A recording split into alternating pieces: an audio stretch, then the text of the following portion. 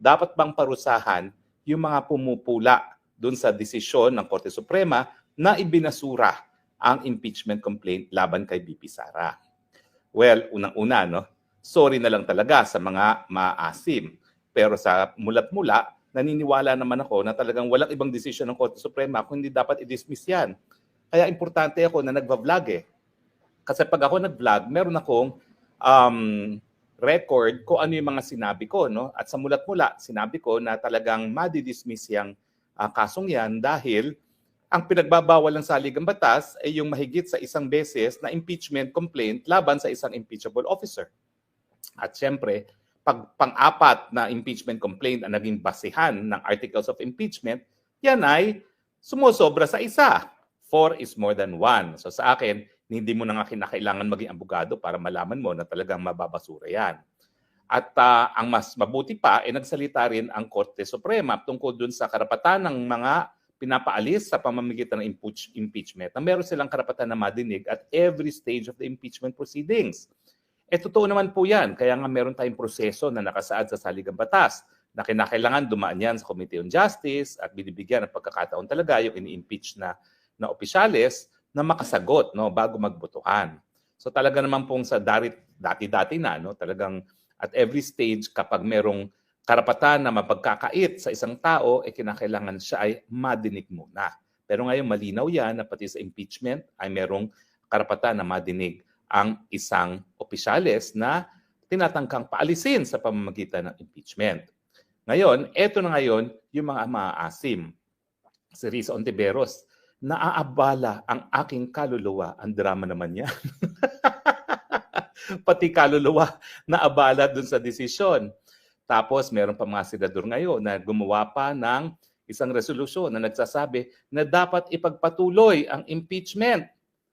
Sabi ng iba yan ay incitement to sedition dahil yan ay isang tangka na baliwalain ang naging desisyon ng isang kinikilalang judicial organ ng ating gobyerno. No? So incitement daw yan to sedition dahil ang pinagagawa nila isang bagay na labag sa desisyon ng Korte Suprema. No? At siyempre, nandyan si Gadon na nagsabi na tuta daw ang mga mahistrado dahil dinismiss nila ang kaso laban kay BP Sara. Ito namang si Sendanya ng Akbayan, sinabi niya na Supreme Cuddler daw ni Sara Duterte ang mga mahistrado ng Korte Suprema. At itong si Heydarian, self-proclaimed expert on everything. Ang sabi niya, kaya daw ganyan ang butuhan ng Korte Suprema ay 13 sa kanila ay appointees ni Presidente Duterte. Well, alam nyo naman po, sa mulat-mula, ako'y naninindigan na isa sa pinaka-importanting kalayaan ay ang malayang pananalita. At siyempre, ang paninindigan ko yan ay isinasabuhay ko. Talagang walang po pwedeng sumupil sa akin dahil karapatan ko magsalita. At dahil wala naman po pwedeng magsabi na sila lang ang may solusyon sa mga problema ng bayan, kinakailangan hayaan natin ang lahat na magsalita dahil sa pamamagitan ng pananalita, sa pamamagitan ng palitan ng opinyon, ang taong bayan naman ay pwedeng magdesisyon kung ano ang dapat na hakbang na gawin para tayo magkahanap ng solusyon sa ating mga problema. Kaya nga po ang Korte Suprema paulit-ulit na sinasabi na talagang sa taas ng mga karapatang pantao, nasa taas ng importansya ang kalayaan ng malayang pananalita at malayang pag-iisip. Siguro itong karapatan nito ay nakabase na rin sa paniniwala ng lahat ng pananampalataya, Kristyanismo, Islam, Buddhism, na kung sino man yung Panginoon, yung Supreme Being, ay gumawa ng tao na merong kakayahan mag-isip. At dahil siya ay may kakayahan mag-isip, pwede siya magdesisyon para sa kanyang sarili. Pero kung hindi naman natin hahayaan itong malayang merkado ng idea, hindi rin natin malalaman kung anong katotohanan.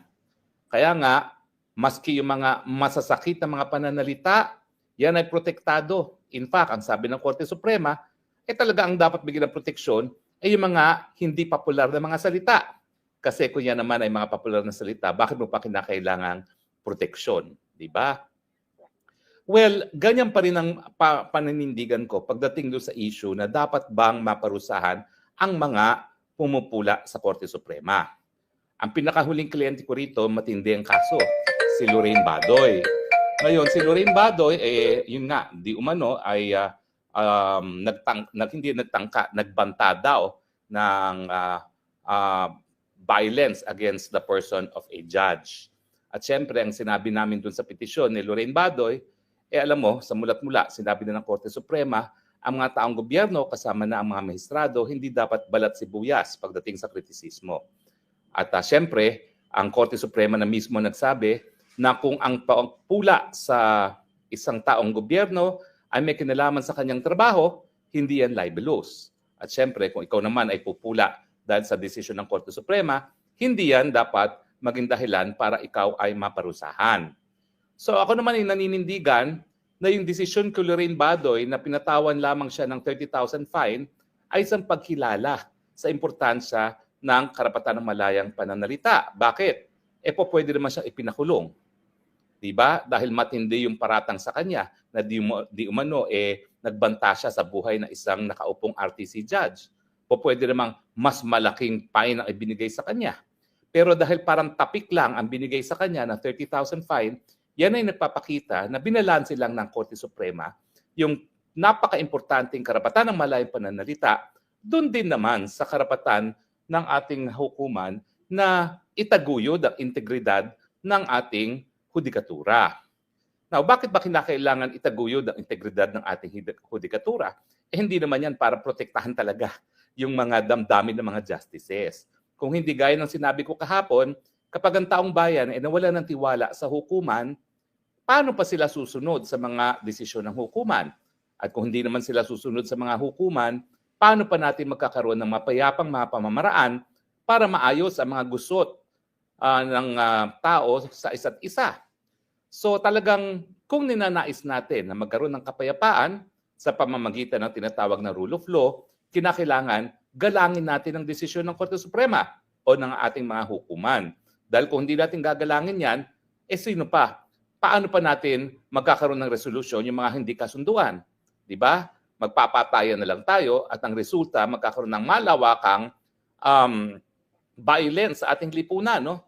So kinakailangan talaga yung pagbabalanse ng karapatan ng malayang pananalita at yung katungkulan ng hukuman na bantayan din ang integridad ng hukuman upang hindi mawala ang tiwala ng taong bayan sa capacity ng institusyon na magbigay ng katarungan.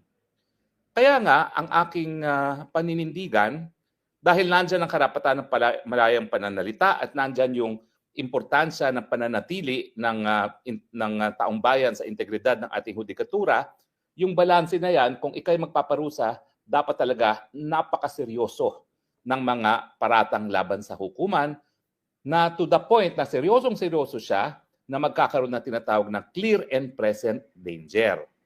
Now, doon sa kaso ni Badoy, na ako'y dinipensahan ko naman, ang sabi ng hukuman, kasi makikita natin, nung matapos magbanta sa buhay ng isang West, itong si Dr. Badoy, may mga comments na sumusuporta. So nagpapakita yan na parang naging epektibo daw yung pag-i-incite to violence ni Badoy. Well, ako naman, hindi naman ako talagang completely naniniwala doon, pero sinasabi ko lang na ang naging basihan ng hukuman kung bakit binigyan siya ng tapik sa kamay ay dahil yun na nga, may mga ibang mga tao na matapos mabasa ang mga deklarasyon ni Dr. Badoy ay parang nagkaroon ng opinyon na dapat nga nasaktan yung pagkatao ni Judge Malagar. No? At yan ang dahilan kung bakit binigyan siya ng 30,000 na fine. Pero sabi ko nga, kung sa tingin ng hukuman, ito talaga ay totoong banta sa buhay ni Judge Malagar, hindi lang yan 30,000 fine. Pinakulong pa siya o di naman kaya in-order siguro yung pagsampa ng kasong kriminal laban kay Lorraine Badoy for grave threats. Kasi krimen naman yun kapag ikaw ay nagbanta din sa buhay ng isang tao. Pero wala namang ganun kasi ang ginawa naman ni Lorraine Badoy ay isang kritisismo sa isang desisyon ng mahistrado na hindi dineklara na terorista ang CPP-NPA, gayong ang Amerika, ang European Union at pati ang Pilipinas ay talagang tinuturing namang terorista ang CPP-NPA. Na hindi niya talaga maintindihan bakit ganun ang naging desisyon ng Judge Malagar. Pero ang gaya ng sinabi ko ha, bagamat siya ay napatunayan nagkasala di umano, yung parusa, 30,000 lamang. Patunay na binigyan pa rin ng importansya ng hukuman yung karapatan ng malayang pananalita. So ngayon, dapat isa-isahin natin yung mga naging paratang ng mga pumupula sa desisyon. Well, unahin muna natin yung ginawa ng mga 4 na senador na gumawa ng resolusyon na nagsasabi na dapat ituloy ng Korte Suprema ng Senado yung paglilitis kay Inday Sara Duterte. Well, ito ba incitement to sedition? O pwede. Kasi yung incitement to sedition nagsasabi kung ikaw ay magiging balakid para isang ahensya ng gobyerno ay magampan ang kanyang katungkulan. At ang katungkulan talaga ng Korte Suprema ay itaguyod na ang saligang batas ang pinakabataas na batas sa ating bayan. So kung titignan mo, yung resolution itself on its face po pwede. Pero bakit naman hindi talaga siya magiging incitement to sedition? Kasi wala namang mangyayari dun sa resolution na yon. Dahil malinaw na bukod dun sa 4 o 5 na tumutol dun sa desisyon ng Korte Suprema, yung 19 na mga senador ay hindi sang-ayon. So walang aksyon na magaganap sa panig ng Senado para baliwalain ang desisyon ng Korte Suprema. At dahil yan naman ay sour graping lamang ng 4 na mga senador, wala talaga namang sedition na po pwedeng mangyari dahil ang overwhelming majority ng senador, 19 of them, ay hindi naman sang-ayon dun sa minority view ng 4 na yon. So sa akin dito, hindi ko man gusto si Ontiveros, nasusuka ako sa kanya at ako'y talaga nandidiri sa kanya, hindi naman siya po pwedeng patawan ng incitement to sedition kasi nga, ang konti-konti naman nila, 4 out of 19.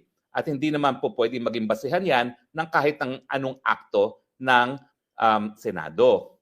Bukod pa dyan, merong ng parliamentary immunity. No? Bagamat ito'y immunity lamang laban sa libel, sa tingin ko, kikilalanan din ng Korte Suprema na hindi rin dapat maging basihan na magkaroon ng liability for contempt ang mga senador sa mga sinasabi nila sa mga official communications sa Senado. Bagamat, kapag sila ay abogado, at nangyari na ito, isang abogadong senador na pinulaan ng desisyon ng Korte Suprema, pwede pa rin madisiplina ng hukuman yung abogadong yon. Because bagamat sila ay abogado, they're also officers of the court. Kaya naman itong si Ontiveros, kung daw ng mga ginangawa, kasi hindi nga abogado, hindi naman niya naintindihan. So, hindi naman siguro magkakaroon ng pananagutan itong Ontiveros neto, bagamat ulitin ko, kadiri-diri talaga siya. At yung mga tao na sumusuporta na baliwalain ang Korte Suprema, mahiya kayo sa inyong mga sarili. Dahil kayong mga senador, meron kayong sinumpuang katungkulan na itataguyod ang saligang batas. Bakit nagsalita na ang Korte Suprema, gusto niyo pa rin suwayin? So basihan yan para kadirihan yung mga sumusuporta sa resolution na yan, pero sa tingin ko, hindi pa rin basihan yan para sila ay mapanagot by way of indirect contempt. Maski na yung statement ni Ontiveros na nadidisturbo ang kanyang kaluluwa, wala naman tayong pakialam sa kaluluwa niya. Kahit magpunta siya sa impyerno, wala tayong pakialam. Diba? Now, tignan naman natin itong si Gadon. Well, si Gadon, ibang klase. Si Gadon kasi, sinabi, tuta yung mga Korte Supremang maestrado, kaya ganyan ang desisyon. Well, unang-una, paalalahanan ko po sa inyo, record holder po si Gadon. 2 beses na po nadusbar. Ibig sabihin, kung ang tao ay magkakaroon ng 2 buhay, even in his next lifetime, disbarred na siya. Ibig sabihin, wala nang posibilidad na madisbar pa si Gadon. At ano pang sakit dyan sa isang abogado kung hindi ikaw ay madisbar not once, not twice. Kaya kumbaga, halang na talaga ang kaluluwa ni Gadon. Ganun pa man, hindi po yan assurance na hindi siya mapapatawan ng karagdagang parusa ng Korte Suprema.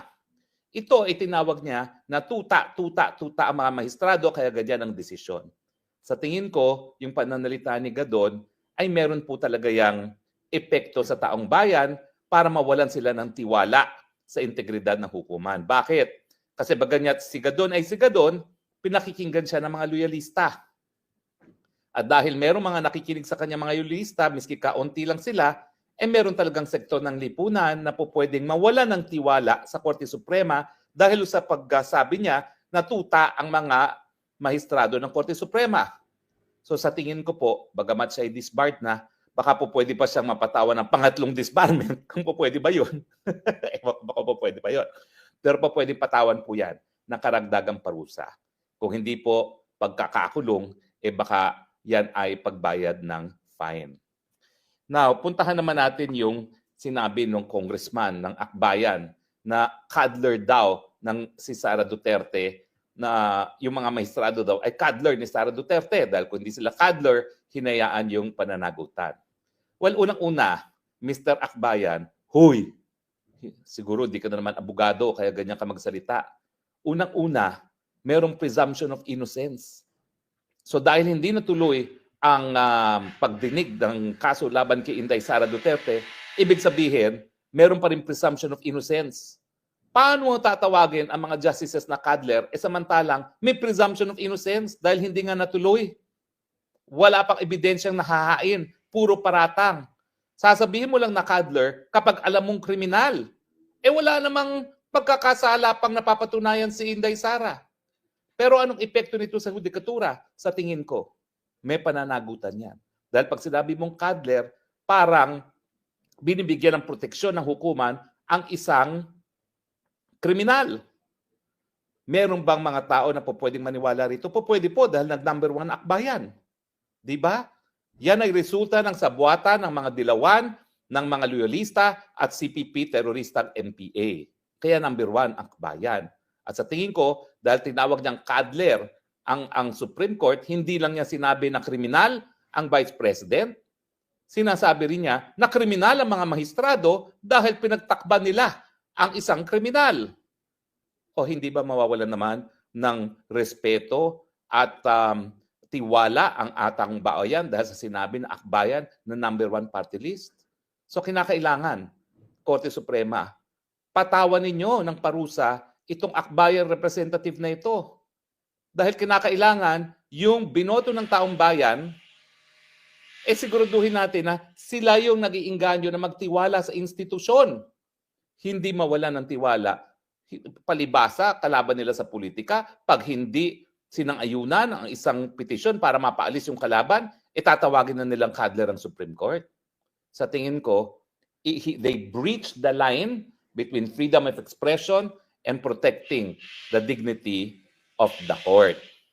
Finally, si Noel Heyderian o lahat daw ng justices bumoto dahil ang appointing power ay si Duterte. Let me make it very clear. I do not like Heyderian. I think he is a pretender. I think he is presumptuous. Pero sa sinabi niya na bumoto sila dahil sila ay tao ni Duterte, well, unang-una, hindi po totoo yan.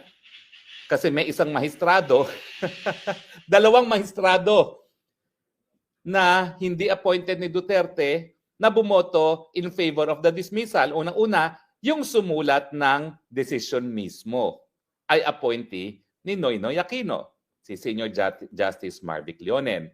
At siyempre, yung kaisa-isahang appointee ni Marcos Jr., si Justice Raul Villanueva, ay appointee rin ni Marcos.